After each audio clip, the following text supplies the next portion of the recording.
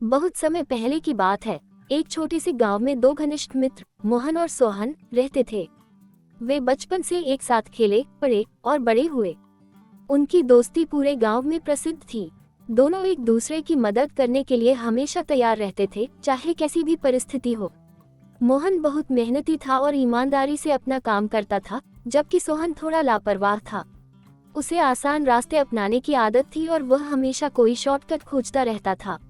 मोहन ने कई बार उसे समझाने की कोशिश की कि जीवन में सफलता के लिए मेहनत और ईमानदारी जरूरी होती है, लेकिन सोहन अपनी पुरानी आदतें छोड़ने को तैयार नहीं था।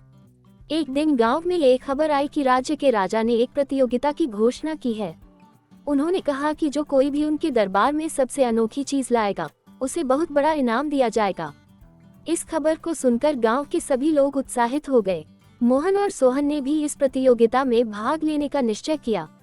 मोहन ने सोचा, मुझे कुछ हिस्सा लेकर जाना होगा जो न केवल अनोखा हो बल्कि उपयोगी भी हो। उसने अपने खेतों में जाकर एक सुंदर और दुर्लभ पौधा खोजा जो औषधीय गुणों से भरपूर था। वह सोचने लगा कि अगर राजा को ये पौधा पसंद आ गया तो न केवल उसे इनाम मिलेगा बल्कि यह पूरे राज्य के लोगों के लिए भी फायदेमंद होगा। दूसरी ओर सोहन ने आसान रास्ता अपनाने की कोशिश की। वह एक व्यापारी के पास गया और एक दुर्लभ चमकदार पत्थर खरीद लिया।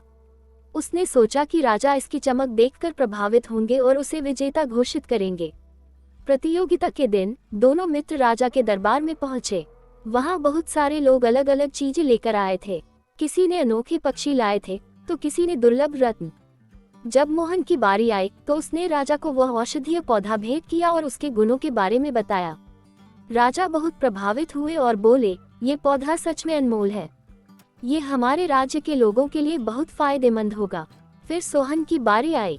उसने राजा के सामने चमकदार पत्थर रखा और कहा, महाराज, ये पत्थर बहुत दुर्लभ है और इसकी चमक इसे और भी खास बनाती है। राजा ने पत्थर को ध्यान से देखा और बोले, ये पत्थर सच में सुंदर है, लेकिन ये सिर्फ देखने में सुंदर है। इसका कोई विशेष उपयोग नहीं है। राजा ने सभी चीजों की तुलना करने के बाद घोषणा की, मोहन की दी हुई वस्तु सबसे अधिक मूल्यवान है क्योंकि यह लोगों के लिए उपयोगी है। इसलिए मैं मोहन को विजेता घोषित करता हूँ। राजा ने मोहन को इनाम के रूप में सोने की मुद्राएं और खेत दिए।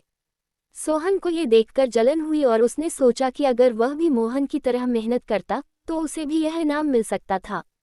उसने मोहन से माफी मांगी और कहा, मुझे अब समझ आ गया है कि जीवन में शॉर्टकट अपनाने से कुछ हासिल नहीं होता। मेहनत और ईमानदारी से ही सफलता मिलती है। मोहन मुस्कुराया और बोला, कोई बात नहीं मित्र, अगर तुम सच में बदलना चाहते हो तो आज से ईमानदारी और मेहनत को अपनाओ। मैं हमेशा तुम्हारी मदद करूंगा। उस दिन के बाद सोहन ने अपनी लापरवाही छोड़ दी और मोहन की तरह मेहनती बन गया। धीरे धीरे वह भी सफलता की ओर बढ़ने लगा और दोनों मित्रों की दोस्ती पहले से भी अधिक गहरी हो गई। जीवन में सफलता पाने के लिए मेहनत और ईमानदारी जरूरी होती है। 2. शॉर्टकट अपनाने से हमें तात्कालिक लाभ तो मिल सकता है, लेकिन दीर्घकालिक सफलता नहीं मिलती। 3. सच्ची दोस्ती में एक दूसरे की गलतियों को सुधारने की ताकत होती है।